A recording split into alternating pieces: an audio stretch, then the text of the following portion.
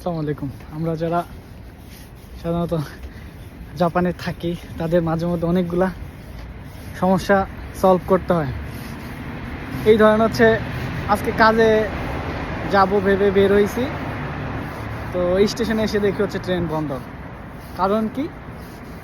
কারণ হচ্ছে আপনার প্রায় রাত 10টা 50-এর দিকে আমি যে স্টেশনে থাকি ওই স্টেশনের পাশে আগের স্টেশনই, দুই স্টেশনের মাঝখানে হচ্ছে কেউ একজন হচ্ছে সুইসাইড করছে। তো এই যে সমস্যা শুধু আমাদের না, জাপানিজরাও এত সমস্যা। আপনার হচ্ছে অর্থনৈতিক সমস্যা, দেন হচ্ছে কাজের প্রেশার, ঋণ, সব মিলে তারও মাঝে মধ্যে এত স্ট্রেস থাকে যে সুইসাইড করা তাদের কাছে মানে হচ্ছে উত্তম মনে হয়। তো খুব বাজে অবস্থা।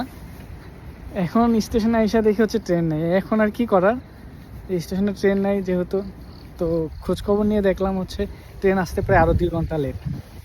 এর মধ্যে হচ্ছে কাজেরও সময় লেট হয়ে যাবে, যার জন্য জিজ্ঞাসা করার পর স্টেশন মাস্টার বললো হচ্ছে অন্য স্টেশন থেকে হচ্ছে ট্রেন চলতেছে। এখন হাঁটা শুরু করছি, কিছু করার নাই এই আর কি। এখন পরের স্টেশনে গিয়ে দেখি কি অবস্থা, আল্লাহ ভালো জানে। ট্রেন যদি পাই তাহলে তো ভালোই, আর না হলে হচ্ছে আবার ওয়েট করা লাগবে হয়তো, আর না হলে কাজে লেট। খুব বাজে অবস্থা মাঝে মধ্যে। আল্লাহ, প্রায় 30 মিনিট হেঁটে আসলাম আরেক স্টেশনে, এই স্টেশনে সেম অবস্থা, ট্রেন বন্ধ।